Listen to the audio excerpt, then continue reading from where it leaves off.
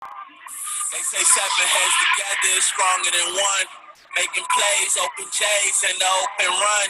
If we talking about breaks and shooters filling lanes, all my dogs is down for war. You can tell how they train. Coaches coaching, players play, but they learn from each other. If the roles are reversed, then Jason Kidd, we assist one another. Making strides for a ship in the regular season, lacing up these nights, a band of brothers turning into some demons. Through the season, spring to fall, we gon' see who is working. When the winter hit the surface, gon' see who deserve it. Left competition in the dust, now the opposite deserted. Only lions in my circle, we hungry for purpose.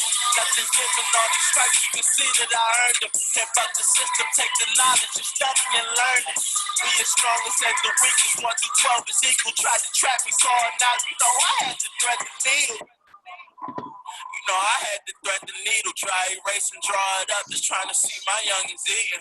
Yeah, you know I had to thread the needle, dry erase and draw it up, just trying to see my youngins eating.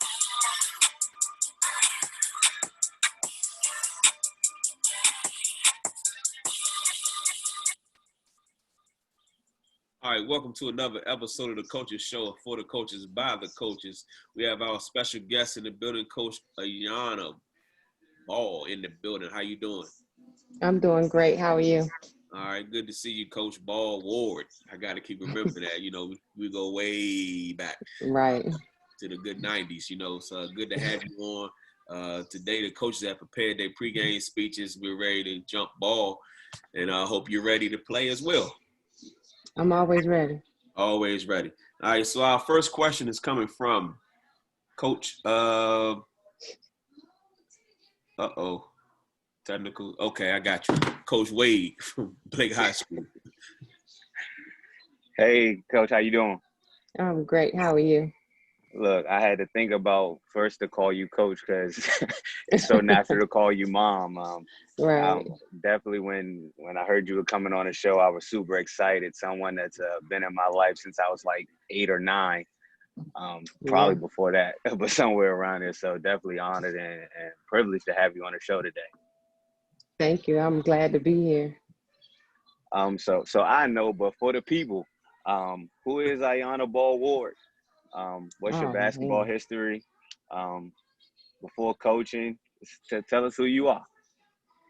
Ayana Ballboard is a PG County native. Went to Largo High School, played ball there, played at Howard. She is a nurturer, a mentor, a mother figure to many, a big sister and favorite auntie to thousands.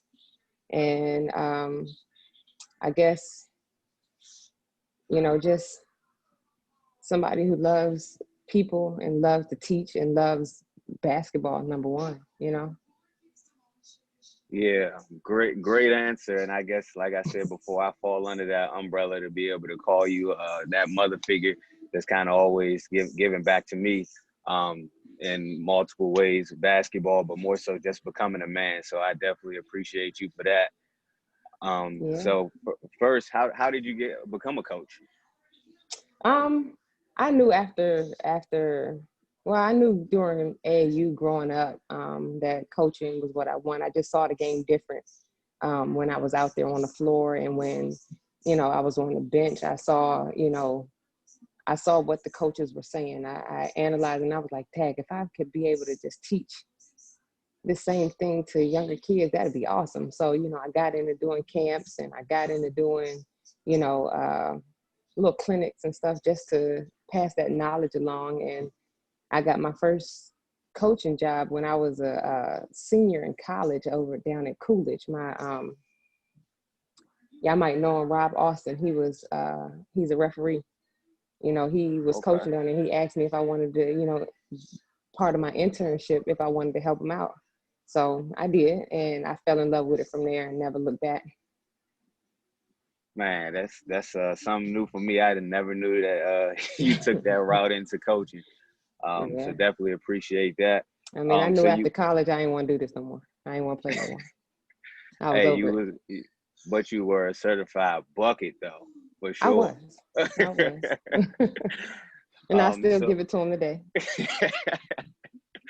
Hey, so you mentioned that you went to Howard. So what advice would you have for African American female that's attending going to trying to pursue that HBCU to play basketball or just the sport, any sport in general? HBCUs are special. Howard in particular, for me, it was already home because my parents, you know, they worked on campus. So it was always home for me. It just so happened I was able and afforded the opportunity to play basketball there in college.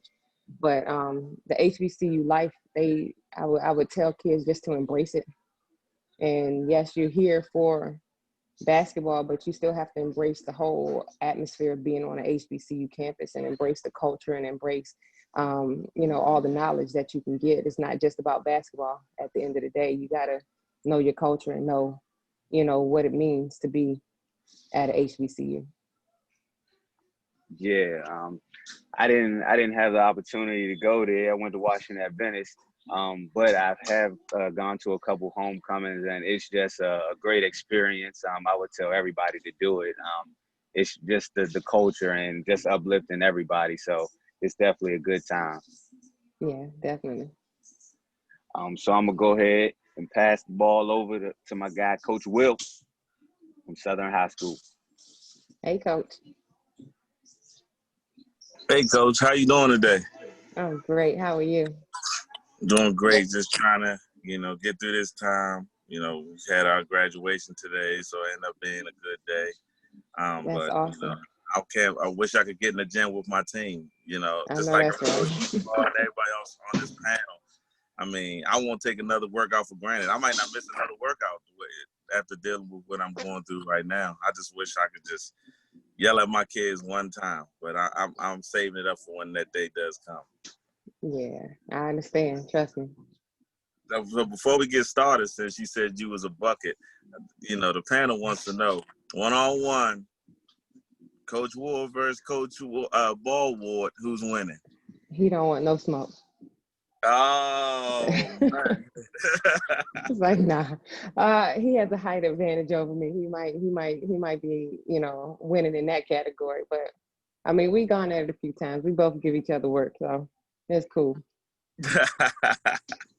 Oh man, I'll tell you one thing. I know I would love to see that matchup because I'm sure that dude cheats. It does, yes, definitely does. It's built in his blood to cheat. So. Hey, win by any means necessary. That's what right. You gotta grab, hold, push, do whatever. Act like you forget to score. Anything you had to do to try to win when you not playing under the whistle. Yep, that's it.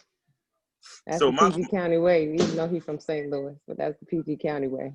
Oh, trust me, I know. I've been over there before, and our girls team. You've played our girls in the playoff a couple of years, right. And yeah, we realized quickly what the PG County way was. I'll tell you that. It's different. It is, and I really admired your program because on the outside looking in, a lot of people tend to think that PG County basketball that they just roll out the balls and play. And I really think that PG County coaches, not saying that we're great coaches, not in PG, but I think PG County coaches sometimes don't get the credit they deserve because they automatically think that, okay, well, if you're from PG and Baltimore, well, you got talent, so you're going to win. So it doesn't matter. They'd win with or without you. But, just talking to PG County coaches coaching against PG County coaches, I mean, they're definitely some of the best coaches in the state, far not. Thank you. I appreciate that. You're and welcome. We try to, me personally, I try to keep it, about the sport and about the kid. And once they buy into you, they pretty much buy into your program as well. Yeah, and like just watching you guys up close and personal. Obviously, I'm good friends with your husband, and just watching. The one thing I admire about both of your teams about how disciplined they are. Because a lot of times you hear, teams that press all the time or just, all they do is foul, not aggressive. But I'm like, dang, they're pressing you all over the court. Then they run sets, and then they score. You know what I mean? It was just like, man, it's like, yeah, pick your poison. So I definitely commend y'all for that. Thank you. Thank you. So my question to you is, I know you won championships county, regions, and state level. So how many have you won altogether? Oh my God. I've won 2 state championships as a coach, and I won 1 as a player when I was at Largo. I think I have 8 county championships and I believe 7 regional championships. And it No, should have not been an 7. 8th. And it should have been an 8th because I was at one of your regional championship games. You can't say it, I can. It was definitely some home cooking. And you know which game I'm talking about. I definitely know. You know what game that was. Good gracious. Yeah. We're going to call that 7.5 because we all know Right. what that was about. Now, Yeah, have you had that game bring back memories, bad memories? bad memories? It kind of made my heart drop a little bit. I'm sorry. We had to talk about that with Coach O. Coach O was in a situation like that. I know he can't say anything about it, but he was in your situation too. You know, where it didn't matter what him or his players did, it wasn't going to come out there with a win. Am I lying, Right. Coach O? Yeah, you lying.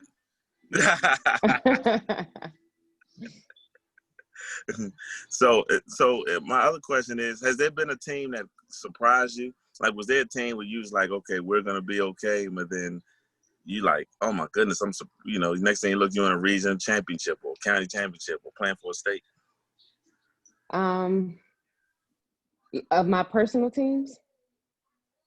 Yes, that you coached. I think that every year I go in, I'm like, oh my God, we gonna get our heads blown off, then get the brakes beat off of us. But then eventually, like not last year, not this season past, but last year, we ended up at states and I was totally shocked. Like I didn't think that I guess the discipline that I like in my teams, I didn't think that team had it. But they came through in the end. It showed all season. We took some lumps early in the season, but once like the last 2 games of the season hit and going into playoffs, it's like something just clicked in them, and it was no turning back for them, and that was awesome. Those are the funnest teams. I always tell people, like the teams with low expectations, but you have it every year. But I think those are the teams that you really get to enjoy. I know some people feel like, man, I'm not going to be as good, so they just want to get the season over with. But, just celebrating small victories and stuff like that, I mean, it makes it worthwhile, you know what I mean? And right. All of us are competitors. We like the challenge of coaching against a team that a lot of people don't think will be successful. And then to make it to state championship, hats off to you and your coaches because that's not easy. Thank you. Oh, no, I got a lot of gray hair, I mask it. I mask it good, but it's up there. Oh, yeah, we have it too. With this quarantine, a lot of our grades coming out. So, yeah, we definitely feel your pain on this one. Thank you for the answer, and I'm going to pass it along to Tobias Jennifer of Huntingtown High School. Thank you. Right. Thank you. Hey, what's going on, Coach? Hey, Coach, how are you? Not too bad. I'm just, getting an opportunity to sit back and listen. I personally don't know you, but I do know your husband. We've been a couple of my teams have been in the summer leagues that I ran at Largo. So I get to know him very well, and he seems like a very competitive and down to earth type of person. So, just sitting back listening to you and hearing a lot about who you are. I know you talk about being a mentor and a nurturer. You guys seem to fit very well together, and that looks very beautiful. Thank you. But I was listening to Will, and he was talking about you guys getting after it. And I know that household is extremely competitive. Oh my goodness, probably racing to the car and everything. So that's beautiful though. So before we get guests on, especially guests that I'm not very familiar with, I do talk with the panel. I try to do as much research as I possibly can. Because I coach down in Calvert County, and I know you may have heard me talk about that prior to coming on the show. But I found out that you're also the athletic director at Largo, and you're the head girls basketball coach. When I was in high school, my high school basketball coach, Vashawn Gross, who is now the athletic director at my school, Great guy. He's phenomenal. He's a mentor of Great mine. guy. I look at him as like a big brother. He's phenomenal. I'm sure you guys know each other from conferences and things. Know each other well. Yeah. But I do remember a time when he was still coaching, and he was transitioning into that athletic director role. And then within the last couple of years, I had him on staff, and he was full-time AD. And I seen how much push and pull there was with him having to get to other sporting events, showing face, and then also his obligation to coach on the team, and something that he signed up for to still be there full time. So I guess my question to you is, how do you juggle being a full-time athletic director and a head basketball coach? Because I'm a head basketball coach, and I feel like my plate is extremely full. And that's all I do. I teach too, but I feel like it's extremely full. So how do you juggle the two? Well, in PG County, we're not full-time. Oh, okay. Got you. Being an athletic director is full-time, period. But our positions are blocked off where we're a half-time teacher, half-time AD. But we're doing full-time work in both positions, That's so it's very unfortunate, but hopefully in the next year or so they'll fix that to where we will be full-time. It's very difficult. I've learned to juggle, I've learned to adapt, I've learned to weigh my options and pick my best move. Sometimes I can't make it to all the sporting events, and and I'm okay with that. And my coaches understand that, I'm not going to be at every event, but I will be there to support when I need to be, and during basketball season, it's even harder because, at the same time where I have to monitor all the sports that are going on in the building, I got practice too, and so it's times where I'll leave the gym at practice and go check on all my other sports and let my coaches handle it. So that's the best part, having a coaching staff that you trust to be with your kids and trust that they're going to get the same instruction that you would give them too, So I'm grateful to have coaches on my staff that can handle that, and they understand my workload as well. So when it comes down to it, I have great people around me to help me, through getting through everything that I need to get through on a daily basis. And, even with my husband and the kids, great support. They had at all the games with me, so, it's a family affair, all together. He supports me, I support him. The kids, they understand what mommy does, and they understand that sometimes mommy got to be here while, mommy can't do homework tonight. Daddy gonna do homework tonight, so, it's push and pull all the time, but, you just got to find your balance and understand that, it's not going to be perfect all the times. It might look like, fried rice today and look like a gourmet meal tomorrow, just depending on how you deal with it. Oh, that's amazing. I think you hit the nail right on the head. And honestly, I didn't even know, and I try to do as much research as I can. I didn't know that athletic directors in PG weren't full-time, because just recently in Calvert County, they made all our athletic directors a full-time position because they also had to teach some classes. And now Rashawn is just strictly athletic director, which is a good thing. I mean, he puts his heart and soul into it, and I'm sure you do as well. But I can only imagine doing that, scheduling, buses, the whole budget, plus prepping for your classes, you know what I mean? And now you're a mother on top of that, which probably comes first before all of this. And then you have your duty. Yeah. And then you have your duty, to your husband and your team, which, so just listening to that, I commend you, because, I don't have any kids yet. And people always ask me, hey, when you gonna have some kids? Because I've been married going on almost 2 years now. And people always say, when you gonna have some kids? And I say, man, I got 30 of them in my program. I mean, those are my kids right now, and they keep me busy. So I can only imagine, what you go through on a daily, and that, I think you spoke it like a true champion, man. So I commend you on that again. Thank you. No, absolutely. So, that would have been my question. I would have thrown the alley-oop to Chuck Henry because I know he would have probably caught it and dunked it. But I'm gonna take his question on behalf of him. So Okay. we're gonna keep it moving. Obviously, we've talked and you coach girls basketball in the county. So how do you want to grow the women's game in PG County and in the DMV? First, we got to make sure that we keep, it known that PG County public school basketball and private school basketball are two different entities. Everybody wants to compare them, but you're comparing, apples and oranges. Where public school, we deal with what comes through the door.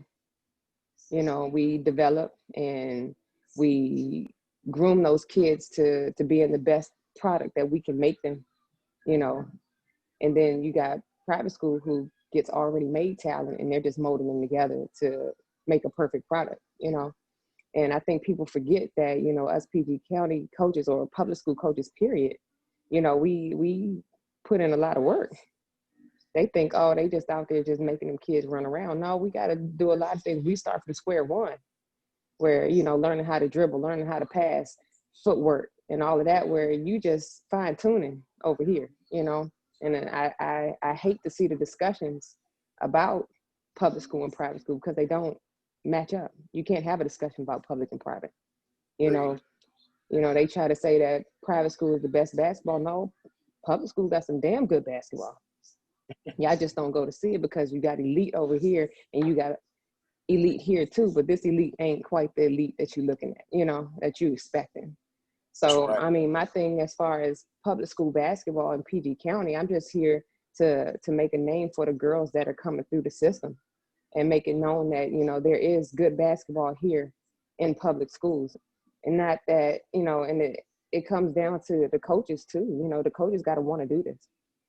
Some coaches, they sit on the bench and they just want a paycheck. They're not putting in no work. They just putting 5 kids out on the floor and saying, go play just so I can get this chump change at the end of the season, Whereas you have myself and you have like Gwen Park's coach and Oxon Hill's coach and Douglas's coach, where we actually putting in work every day to make sure these kids are getting what they need to excel and get to the next level if that's what they want to do, I've been at Largo for 16 years coaching there. This was my 16th year coaching there. And out of those years, I can possibly say I've sent about 70 kids to school on basketball scholarship.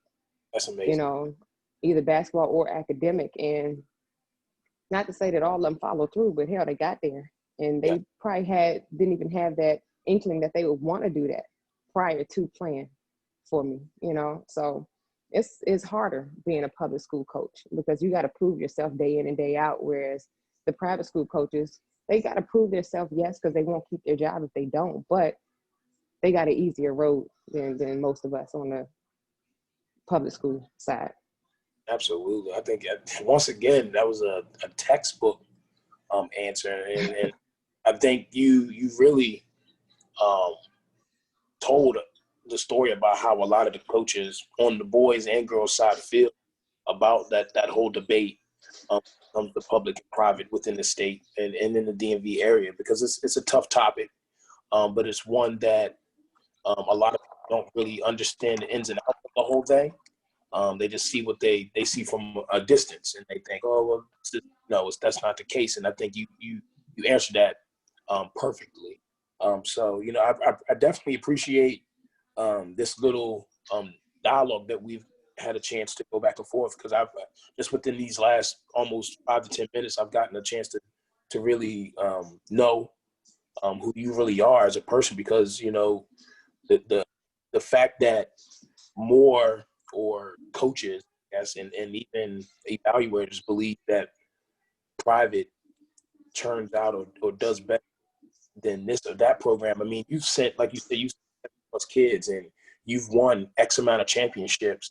I mean, that speaks for itself. And it's right there. The proof is there. So once again, I commend you. It's a blessing having this opportunity to talk with you and get the chance to know you. Obviously, I have another question coming up later on in the show. But I'm gonna pass it over to Coach John Kamar and throw him the bounce pass. Hey, So coach, how you make sure you doing? catch that. Make sure you I catch that. caught. Make that layup. I'm gonna make the layup. All It's right. made. It's made. It's made. How you doing, coach? I'm great. Hey, How are you? hold on. Before y'all move, before y'all go forward, man, is it a background story to that, man? Because she made it seem like you was gonna get that pass, you was gonna miss the layup or something. I No, don't no know. background story, but bounce passes, that's usually leading somebody to the basket for a layup. So, I don't do bounce Well, passes to shooters. So if you're getting a bounce pass, you better be going for a layup. oh yeah, I'm going for the layup. If it was a background story, I've gotten buckets up Largo plenty of I'm times. sure. I'm sure. I'm sure. But my question to you is, just want to build on Coach Tobias, and that was a great answer with public versus private debate. I don't think any Thank you. coach came in, explained it better than you did. We asked that question to a lot of coaches, and you broke it down on another level, and it don't matter if it's on the girls' side or the boys' side. Thank you.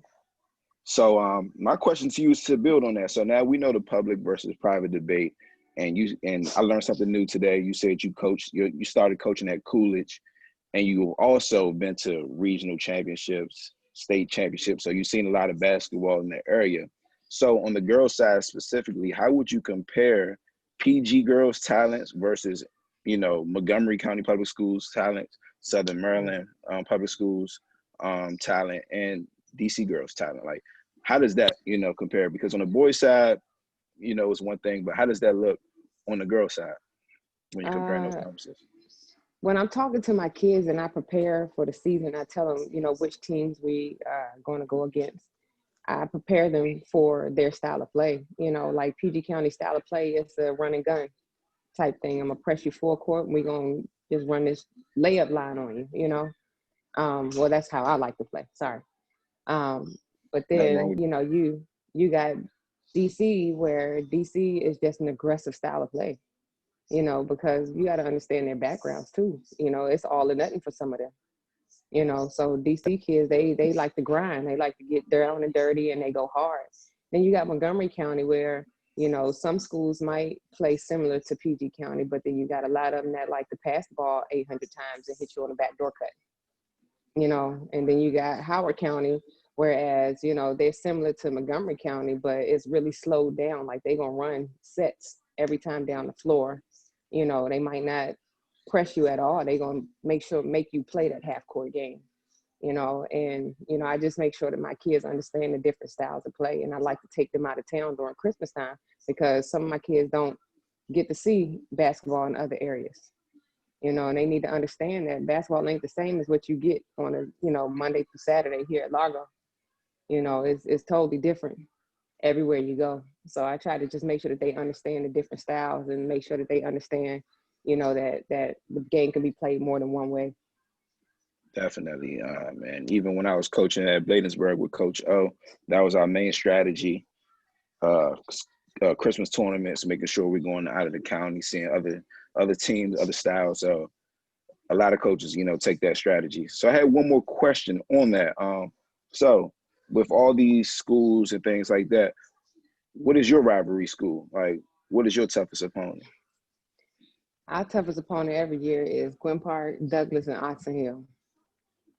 And in the 3A, 2A, 1A, I can honestly say and comfortably say that us four schools, we make sure that we bring it every year, and you have maybe one or two schools that have come up in the ranks, and compete with us, but mainly it's us four. That's why we always like to play the 4A schools.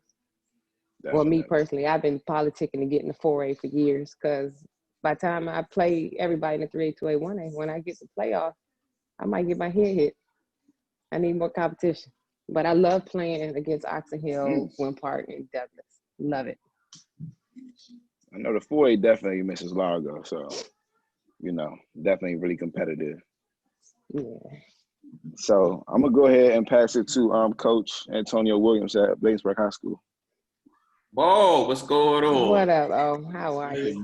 Nothing much. What amazes me for the people, I just want y'all to hear this now. Toughest competition, you said Gwynn Park, Douglas, and who else? Oxon Hill. All within probably 5 miles of each other. How close are those three schools? Man, it depends on what end of the world you on. Because Largo, I can get to Douglas in about 10 minutes. I That's get to a Glen lot. Park in That's a lot of 15. talent in one little area, man. So, Yeah, it is. It and look, is. and that story follows for all our conferences because in the 4A, that's we look at it the same way. You know, all them Mm-hmm. schools down there and got a lot more people, I guess, or a lot. I don't know, but they always bring it every year, man. It's great to hear that. When you said those three schools, I was like, wow, that's like right next door to each other. You Mm-hmm. know, many of those schools probably share Share probably a lot students. I more. know Glen Park and Douglas share people. Yeah, so that's interesting to hear that. You know, my question is for we always ask the question that the people should know, and for you, obviously, you ball ward and you and your husband not only being in the same building but actually coaching the same sport on different Mm-hmm. sides of it. For the female coach that's out there, or even the husband or the wife that's out there that coaches and may want to get into coaching but get a little bit discouraged about coaching at the same time as their significant other. Can you explain to them how does that work, and how do you get through the day? I know that's got to be tough with the kids and you guys having that schedule with the basketball season, a long season. You got to find balance, and you got to have some type of support outside of y'all too. Like my parents, they help out a lot as far as getting the kids to their extracurricular activities, while myself and my husband have games or practices or whatever. So you got to have an understanding spouse. You got to have some type of understanding, knowing that I got to do this today, you got to do that today. We got to match the schedules up and make sure that everybody is where they're supposed to be. I know one thing that we always do, we alternate. At Largo, we alternate weeks and times of practice so that everybody's not on the same schedule.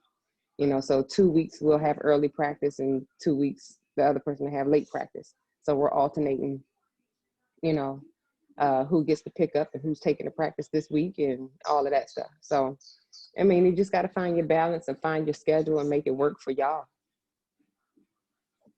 Absolutely, man. So I know it's got to be tough, but now on the other side of it, being able to bounce ideas off each other and get these game plans together in the household with that extended time, man. How does that work?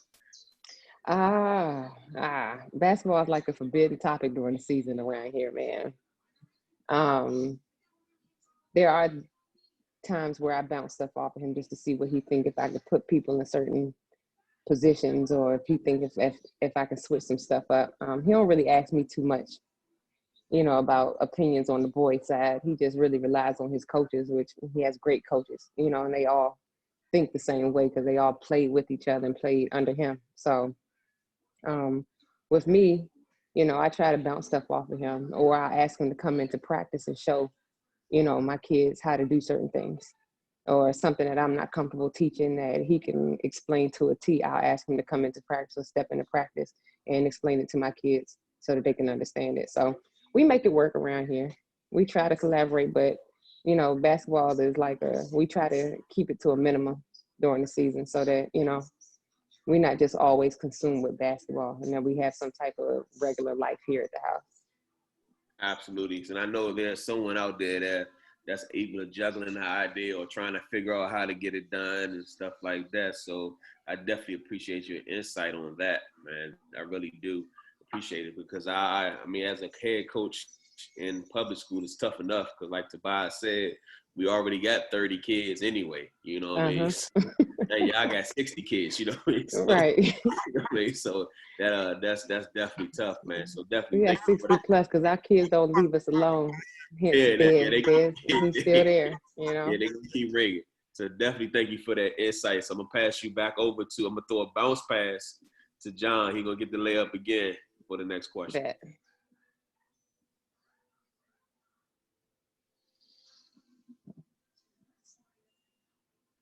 What's going on, Coach? I had one more question for you. You got 4 points right now. I'm excited. I know this is You a on the feeling for board. Coach. This is a feeling for Coach Small. He wasn't able to be with us today. Cool. So his question was, you have a lot of roles that you play, and you also play a role with Team Durant AAU team. Mm-hmm. Can you explain to the people the role that you play at Team Durant with Team Durant? With Team Durant, I'm the director of grassroots basketball on the boys side. So I handle pretty much all the teams, second, third, fourth, fifth, sixth, and seventh grade teams. And basically making sure that their schedules are right, making sure that their players are the right age and right grade, making sure that the coaches are doing what they're supposed to do and they're actually teaching the game and not playing daddy ball, and making sure that, being that barrier between the coaches and the parents and making sure that that side of the organization runs smooth. So you work on the boys side. Yes, the boys side. So how does that, is there any challenges that come with you working with girls throughout the basketball season, high school, and then transitioning to the boys side on AAU? No, because I'm not coaching on the boys side. I'm not coaching with Team Durant. I'm like the athletic director for the grassroots. So Okay. I'm just going over, taking my job to just a different organization. That's it. Okay. And what are your views on AAU? Do you feel like AAU is necessary when it comes to relationship with player, the coach, or the high school coach to the AAU coach? What are your views on that whole relationship between kids, playing high school basketball, then transitioning to AAU, or, having that relationship between the AAU coach and the high school coach? I think there should be some type of communication between the AAU coach and the high school coach, because at the end of the day, the colleges are coming to talk to the high school coach. They're not necessarily, they're going to have some dealings with the AAU coach, but most of their conversation is with the high school coach at the end of the day. So there needs to be some type of communication. I was opposed to AAU for a long time because my kids would play with me during the season and I would have to reteach everything come beginning of the school year because they done played with this AAU team that taught them stuff that was against my principles and what I taught in my program. But, now once my kids get like 10th grade, I kind of, push them towards certain AAU programs that I know the coach is going to take care of and actually teach them correctly, and try to, make sure that they, understand and they're not going to lose everything that we did during the season. Definitely. I'm glad you said that because you got a couple coaches on here that kind of are opposed to AAU and they like hearing that, but a lot of people are growing to see what's necessary. But a lot of coaches felt the same way you felt before, having to reteach everything from what they learned in AAU. So it all depends on what program they go to and whatnot. So I think it's getting better. It's getting better. It is. It is. I mean, like I said, you just got to make sure that you push your kids where you need them to go, where you think the best situation to be for them, and not where they want to go. Definitely. So I'm going to pass it to Coach Desmond Wade from Blake High School.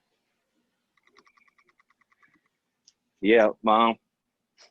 What's up? So I just seen the video of the young boy Cam getting it in. So speaking to that, how has the pandemic affected your players, and then you as a coach? Me as a coach, it gave me some time to reevaluate everything. It was much needed time off. And, I guess now I can say it, I was thinking about stepping away because I was just like, I think I'm over it, but this time with the pandemic and not being around basketball and only being around my family has really given me time to reevaluate. No, I think I'm ready to get back at it now, so it's been great for me. Your little brother Cam, he works out at least 4 days a week. He may take some days off, just to be a kid, which he should, but I think this pandemic has been great for him too, to realize what it means to actually be a kid, and just play video games, go outside with your friends and ride your bike in the neighborhood and not running from gym to gym playing in AAU games, So it actually, it's been great for all of them. It's been great for all of us here just to spend time together and not running from gym to gym, watching the kids play too. So it's been great for all of us, just some time away and time off. Yeah, the time has definitely been good. Away, kind of regather yourself. But you said you were thinking about stepping away. There's no chance that you can do it. And I brought it up to you, and you was like, man, I'm not even thinking about it. I'm like, could you possibly be the best girls coach? Like, just talking about the championships, like, I mean, in this time period, I mean, arguably, you got to throw your name in the hat. I'll throw my name in the hat, but I don't know if I'm the best, you know. There's still a lot of stuff I still need to learn about the game, and you know that I'm still learning about the game. Still learning how to adapt to my players, and my players not just adapting to me, you know. So there's still a lot that I have to learn. I don't know about the best. I've made a lot of noise, but I don't know about the best yet. Definitely keep it going. I'm excited to see what you're going to do. So to that, what coach do you look up to, or anybody you look up to, mentors in the game? I am a huge Vivian Stringer fan. I look up to her. I've studied her games and how she coaches. I've been to her games, just watched her demeanor on the bench and how she talks to her kids and how she deals with her kids, and how you can tell she has a personal relationship with every last one of them. So I take that into consideration when I coach. I make sure that I got a personal relationship with every last one of my kids. I text every last one of my kids every week. You know, and it's a different relationship with each kid. You know, I'm closer to some than others, because some, you know, they just prefer to be distant, and that's fine. But at the end of the day, they know that I'm still their favorite auntie / coach, you know. So Vivian Stringer has really been an influence as far as, you know, my coaching tactics and style. Definitely good to hear. And it's crazy because, like, you talk about the relationship aspect, and I was going to go into this because I was telling the guys that it was just a different time, that 2006, 2007 year. Man, you guys were killing it. We were having a good season. It just was something different, like the environment. So from the coach's standpoint, what was your experience there, or like, what was that feeling? During that time? Yeah, during that time. I mean, that was with Rachel and them, right? Yeah. Well, it was weird with that group because I grew up with all of their sisters, you know, so they were all like little sisters to me, you know, me spending the night at their house and all of that stuff, you know, me being, you know, good friends with their sisters. So, you know, it was like coaching my little sisters. It wasn't like I was actually coaching, you know, a high school basketball team. You know, I could push them around and, you know, talk about them and talk trash to them, and they wouldn't think nothing other, like, oh, that's just Ayana doing her thing, you know, because all of them knew me as Ayana. They didn't know me as Coach Ball until I started teaching it, you know. So, right. And, you know, that kind of made it a little bit easy transition for me coming in, although they were very rebellious because they were like, oh, that's still that big sister type thing. Oh, that's just Ayana and not Coach Ball. I still had to draw a fine line to build that, you know, that coach relationship with him too. So it was difficult, but it was challenging, you know, I don't back down from challenges. I always step up to the plate when one comes along. So it was cool. Yeah, I hope man, I answered your question. Nah, you did, because it just speaks upon how connected we were with you guys as well. Mm-hmm. Just from a player standpoint, and you might not have saw it from that side. Like, you know, just we were close with the girls team, whether it's going out Mm-hmm. that Friday night just to go bowling. But I think you guys went to the county championship that year as well. Mm-hmm. So to have both teams there, it was just, the city was kind of rocking. Yeah, we passed by that. It was great. Definitely. So we'll keep talking. I'm gonna go ahead and pass you over to Coach. Can you hear me? Yeah. I'm gonna go ahead and pass you over to Coach O from Bladensburg. Oh. Yeah, man. 2000. Hey, John, let me ask you a quick question, John. About it's crazy because I'm looking at these time frames. Remember those times we used to get off the bus and dance, and Ayana, y'all can attest to this. When you get off the bus and you see each team coming back, you never ask, did y'all win? How much y'all win by? That was the joke. That's how it was. How much you win by? Yep. You know And what I our mean? question every day was Hey, 40. Right. You know what I mean? So I answered it's a 40. definitely a different thing when you can ask that question. Right. hey, anything less than a dub, they look at you crazy. Right. Exactly. What? What? What happened? Who got put out? Who got in foul trouble? You're right though. Right. All right, so the next question I'm gonna cover real briefly. You covered it pretty much, and then can you just tell us about, because on the girls end, what I've noticed, we don't complain about it, but we talk about it a lot with the boys. And when I went to the middle school championship game at Fairmont Heights, when the girls was playing, I saw all these private school coaches in the stands. Mm-hmm. You know, I mean, joggers on, actively recruiting our kids. And I don't think they should be allowed to come in the gym, but that's a whole nother thing. You know what I mean? But the public versus private school debate, where do you see, can you tell us, what's your thoughts on it, pretty much? You know, and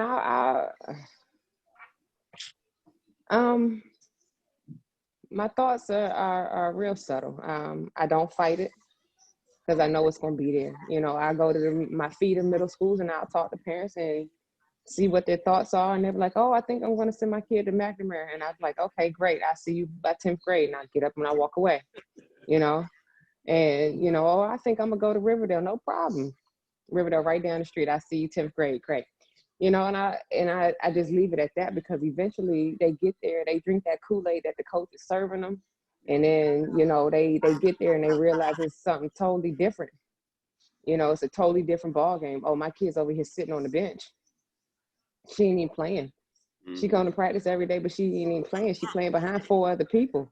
And I'm like, well, shoot, she could be at Largo starting right now. You know, like, I got a jersey for her right now. You could transfer her in today, and she in my boundaries, and she could play today. You know, but parents like the stars and the glitter from private school. So I let them go ahead and get their feet wet, and I take them once they get 10th grade. I got 3 years to teach them my game plan. You're right on that, and it's amazing that you said that, because we all talk about this too.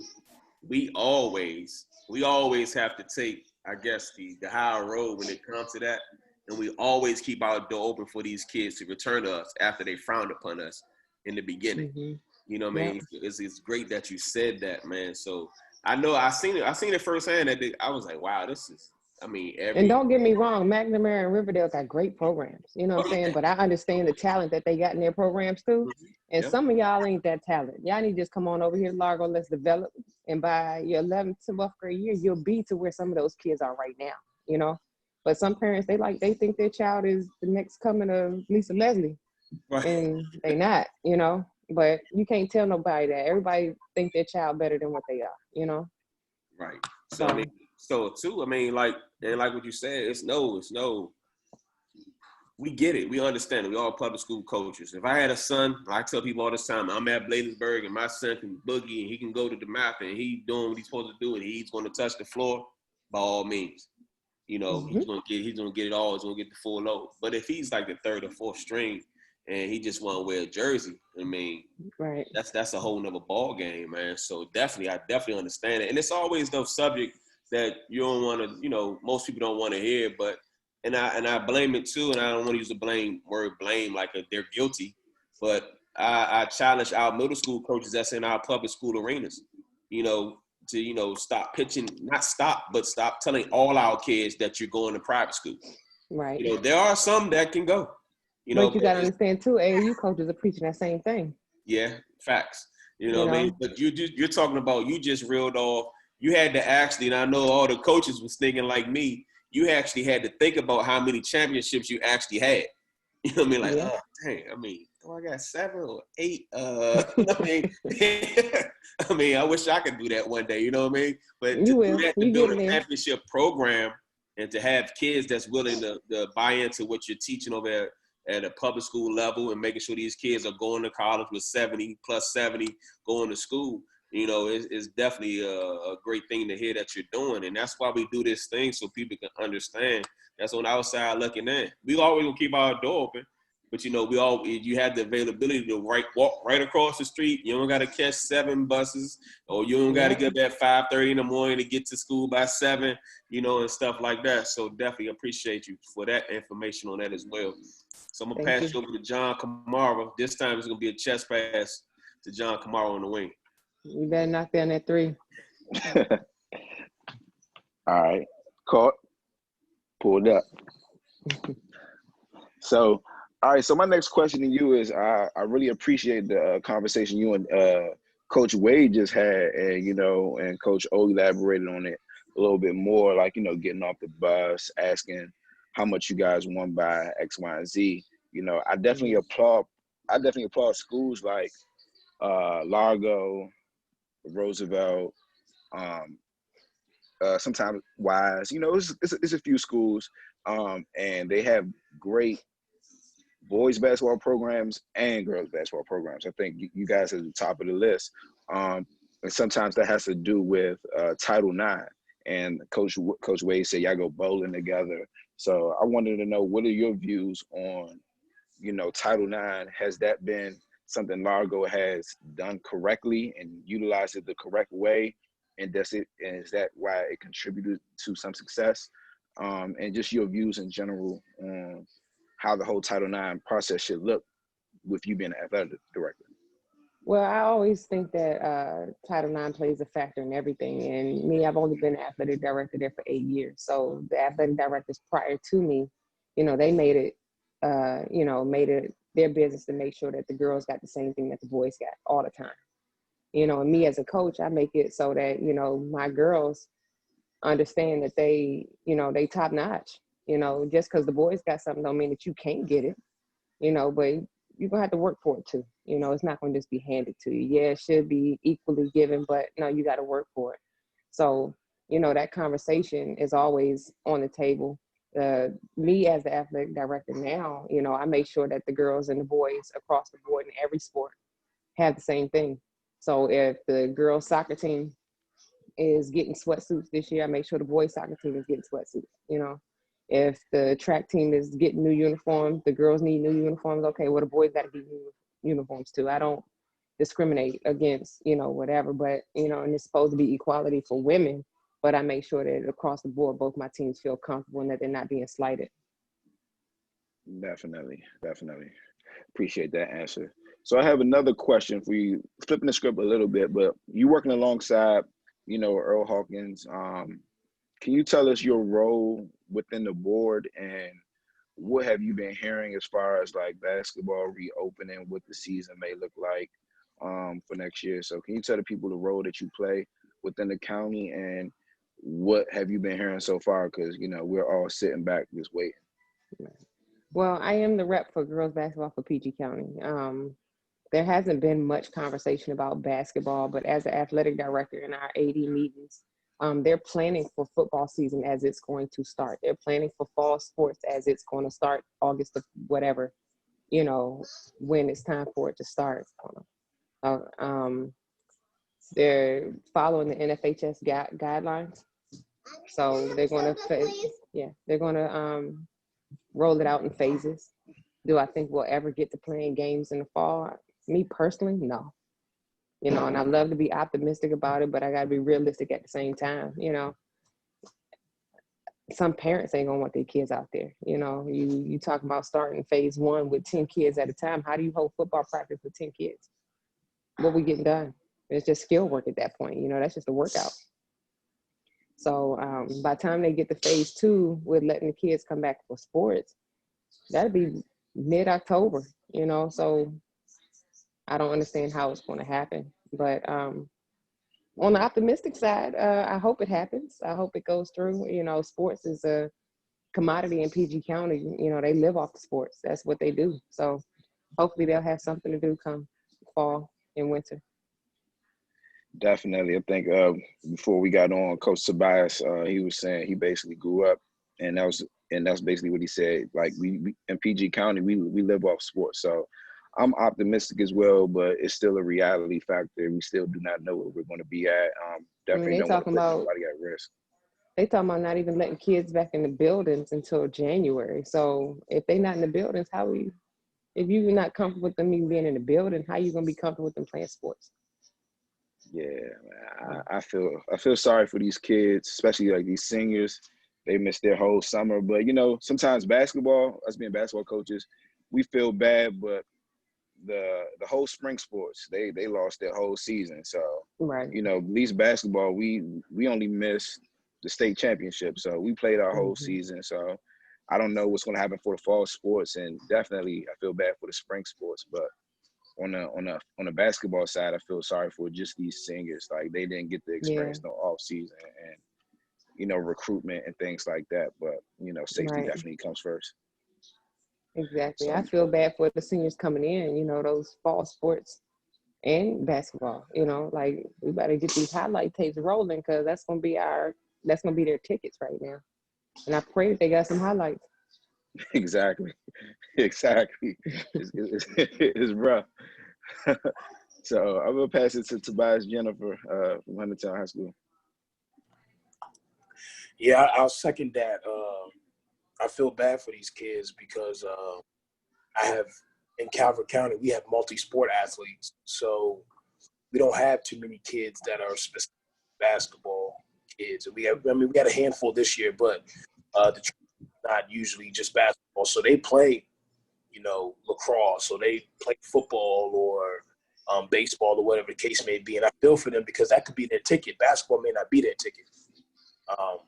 You know, and for the kids who claim that basketball is their ticket, I mean, they missed out on AAU this summer. I have a couple kids that missed out on AAU this summer, and that was going to help them, you know, boost their recruitment a little bit, because the kids that are the top echelon, the higher end kids, they're gonna get their looks regardless. You know what I mean? And I'm Right. you know, as the girls in your program are probably gonna get looks regardless.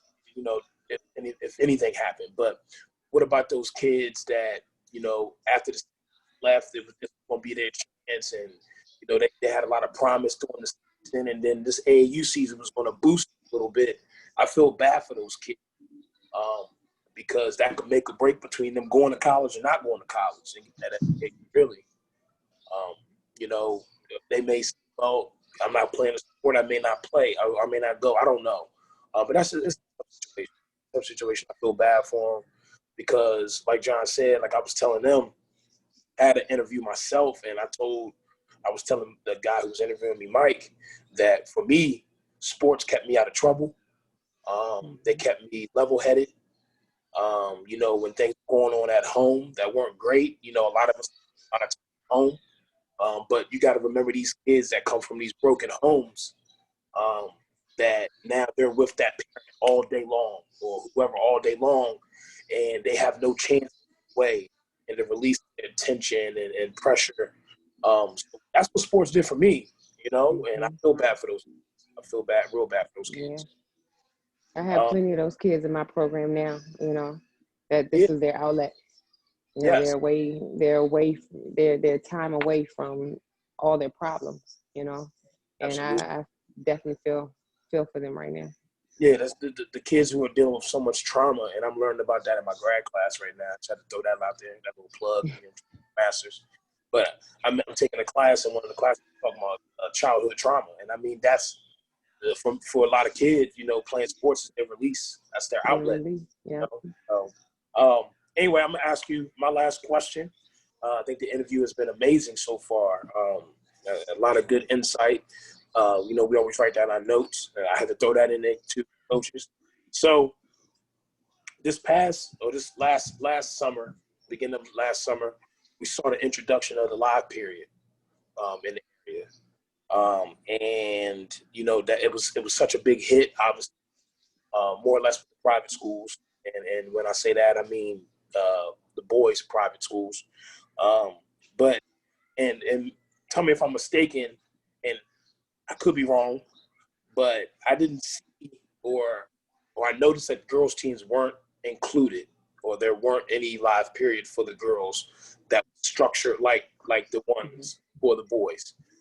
So what are you, because you said you were the rep for the county and within the area, what are you doing to ensure that the girls are going to be included going forward?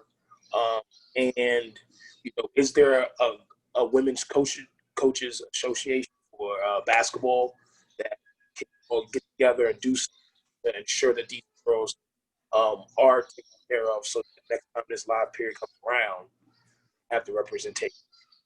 There are things in the works, but you also got to understand that boys' live period and girls' live period don't go at the same time. Yes, absolutely. Yeah.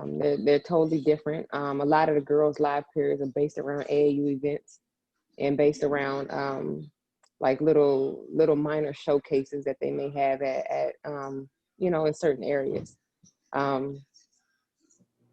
Myself and a couple of coaches have talked about throwing something during that time, but we know, depending on what time that we're allowed to throw these events, that AAU might be a factor, and we might not be able to get those teams or get those kids to play with their high school teams, in that showcase. Whereas you have so many things like the men's live period, they have that one live period that's not during no other events are going on at that time. The girls don't have that. Yeah. So it used to be one in September, and they used to throw this one big showcase in Pennsylvania at Spooky Nook, but they don't do that anymore. They don't have the live period in September no more. So we're trying to find, some type of outlet where we can still, be able to put on for our county and put on for the state of Maryland. I know the state, the Coaches Association in Maryland, the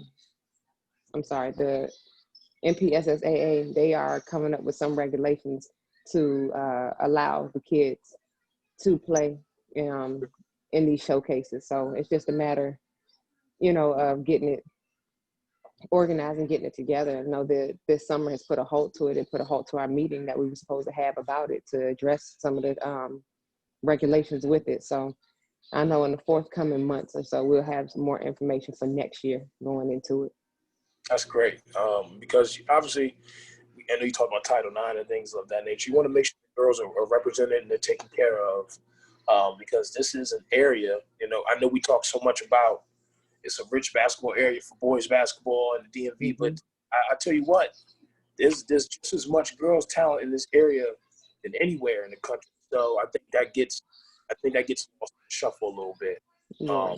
So it's a shame. It's a shame. Yeah, that documentary was great, but that needed to be like a 10-part series, So I don't want to. Need to be like I don't want to get ahead of anything, because I believe once I pass this over to Coach O, he may touch a little bit on it, but yeah, and this is just my quick take on it, because once again, I'm not in PG County. I didn't grow up in PG County. I'm not from, I don't coach to anything of that nature. I thought it was pretty well done, but like you just said, I think it could have went to a little bit more detail. I think it could have been it could have been different parts, very similar to the Jordan thing, because it's so much, and there's so much history in this area when it comes to basketball, that I think they rushed it within an hour, and I don't think it did its due diligence, especially now that they didn't include any women's basketball or very few clips. So that's that's just my take. People can take it or leave it anyway. But I'm gonna go ahead. I'm also gonna throw a chest pass over to Coach O, because I know he got that chopper on him. You know what I mean? So, but it's been a pleasure having you on. And hopefully in the future, once all of this stuff is all said and done, we can get all the guests together and have a good time. Thank you. I appreciate it. You better knock down that shot. He needs his assist. Absolutely. A drive. I got it. It just came to me. A dry race board, shing ding. All wings on Tobias and that honeycomb. Right. Oh, I know you see my face change when you said on me, though. All that money I got out there, No sir, babe. All right, so Tobias touched on it a little bit, and just to segue right into it. The documentary came out in the water. We knew stuff was in our water back in the 90s, Yeah. A lot is not said about what took place in the 90s, because a lot of times people tend to forget that 90s we was Generation X, we wasn't supposed to make it. And as I look around, I see so many like Tremaine, yourself, Fatty. I mean, all these people that we grew up with now coaching high school basketball, trying to give back to the kids as if they was giving us. But I think that came from coaches that coached us. We had some solid coaches that was there 20, 25 years at one school, or if they had some great guys that went on to coach college basketball that actually led us and showed us what basketball was all about. And then we had Parks and Recs that actually created the water for us because we had gyms that we can go to and actually play basketball. You know, Right. and only one get into the Midnight League and all that type of stuff that went on back in those days, that we just had an outlet to actually play the game of basketball. With the In the Water that came out, of course, we talked about that. I don't recall any women basketball players being highlighted in there. It was But two. I saw a post on Twitter. I want to say it was Reese from St. Francis, and they was talking about who got the best. DMV got the most talent for us college basketball and players that's coming out in the recent time. So can you kind of like highlight some players that came to your mind when you hear the word In the Water, women's basketball? Can you talk about some of those players that you played against, even coaching now, or somebody that, you know, some names that, some recognition names for those people that we, the women basketball players that we may forgot about or don't even know? Lord Jesus. So many. I know back when I was coming up, you had Rebecca Brunson. They mentioned her just briefly in the documentary. But you can't forget about Candace Howard that went to Blade, and Felicia Harris and Kia Williams that went to Largo, and Chinny that went to Duval, and Vanessa Nebo that went to Duval. So many players that did so much that are doing big things out here within basketball. Oh my gosh. What was your question again? Just name some 5 or 10 players that can come to mind. You up to like 7 right now. I got my note. You know what I mean? And I think about, the AAU team that I played with, that had Sky LaRue on it. Granted, she's in DC. She was in DC, but, she was a big factor, back then. There's just so much talent that came out of PG County. Tiffany Moss that I believe she went to Duval. There's so much talent that came out of PG County on the female side that, if they did go back and redo or add segments to this documentary, they would have to do, the Lynn Bias thing, they took like maybe 15 minutes on Lynn Bias, but shit, Lynn Bias is an hour by itself, so with that, they need to break it down, because they talk about, the NBA stuff, it got hot from the 2000s on. But no, there's some stuff in the 90s. There's some players that came out in the 90s that really paved the way for those kids to be able to do what they did. Mm-hmm. Like Don Reed that went to Largo, went to Georgetown, played in the league a couple years. People forget about all that little stuff, So there's a lot of people. They had Walt Williams on there and all that stuff. So it was good, to have those legends on there. But there's so many more that could have been highlighted. But overall, the documentary was awesome. Yeah, and but they need to do like a 10-part like Michael Jordan series on it. It was brought to my attention. I can't say any names and I get it and I understand it. People were told that a lot of people don't want to know much about Prince George's County other than the stuff that they showed us. I beg to differ. I think that people will be intrigued to find out that Brian Davis, that played at Duke, went to Bladesboro High School. You know what I mean? Thurl Bailey was a captain for the Utah Jazz team with Karl Malone and John Stockton. He went to Bladesboro. You know what I mean? Guys like a Don Reed. You know what I mean? Right. It's so many people, and then I think we get lost on the fact of being an NBA player. See, it's a selective percentage that actually get to go on and play in the NBA. You mean, look at the route Quinn Cook had to actually take to actually get that leg in the NBA. You know what I mean? He had to go the difficult route, and I think a lot of that came from the fact of that it's just not it's too many players. It's players that's playing 20 years now. And guys back in the day was retiring after 9, 10 years, and they was gone. So it's definitely a lot of players, man. And for you to say girl like Candace, I remember Candace. I went to Sutton, school, oh my God. I don't know how I didn't name her. I played with her. She was my go-to. That was my first play of the game, every game. I'm going inside the Candace. Let me get this first assist off the break. So it's so many. It's so many, man. And I appreciate that insight on that. But I say this, and I say it all the time, and Coach John from Parkdale said the same thing. it's great to see it on a national scale. Mm-hmm. But I think it would have been just as powerful on YouTube, a 10-part series, as well. So definitely hats off to KD and Quinn Cook and Jimmy for doing that. I mean, because we needed it, because we've been saying this since DeMar Johnson. When back then in the late 90s, a lot of people don't know, it was Keith Bogans, Joe Forte, Right. DJ was 1, 2, and 3 in the country. Mm-hmm. They should have known something was in the water there. You know what I mean? Right. You know what I mean? Yep. These were guys that grew up around our neighborhoods that actually played basketball at the Master. But it's definitely good to hear those names, man, because a lot of times we forget. And it's good to be on the national schedule, man. So Right. we appreciate you, Coach Ball, a.k.a. Mom. I learned something new today. You sound old now. We Man. appreciate you, man. Is there anything that you want to ask of us before we cut out? No, I appreciate y'all though. I don't have anything to ask, but I would love to compliment y'all on what y'all doing. This is an awesome platform to be able to hear from coaches and hear their opinions of basketball and how they go about their operations and their program. And I think y'all are doing justice for the coaches, the public school coaches out here. I don't know if y'all just do public school, but for you all as public school coaches to have this platform, I think it's awesome. And I appreciate y'all. We definitely appreciate you as well, man. Coaches, y'all, anything y'all want to sign off with Ayana for? No, just thank you. Son Wade, you want to say something? You already know. Appreciate you. All the insight, man. Yeah, y'all don't know. I hit her up about 20 times a season, whether it's plays, whether it's athletic director, anything. I'm definitely reaching out. So she does a lot for the community that probably we didn't even highlight here. So we couldn't even put it all into one segment. So just appreciate you for everything. No problem. I appreciate y'all. All right, well, thank you so much, Coach. Thank you. Thank you.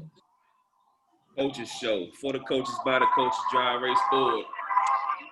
They say 7 hands together is stronger than one. Making plays, open J's, and the open run. If we talking about breaks and shooters filling lanes, all my dogs is down for war. You can tell how they train. Coaches coaching, players play, but they learn from each other. If the roles are urgent, they secure, we assist one another. Making strides for a ship in the regular season, lacing up these nights, a band of brothers turning into some demons. Through the season, spring to fall, we gon' see who was working. When the winter hit the surface, gon' see who deserve it. Left competition in the dust, now the opposite deserted. Only lions in my circle, we hungry for purpose. Nothing's given, all these stripes, you can see that I earned them. Can't buck the system, take the knowledge, you study and learn it. We as strong as the weakest, 1 through 12 is equal. Tried to trap me, saw it now, I had the thread to need me. I had the thread to need.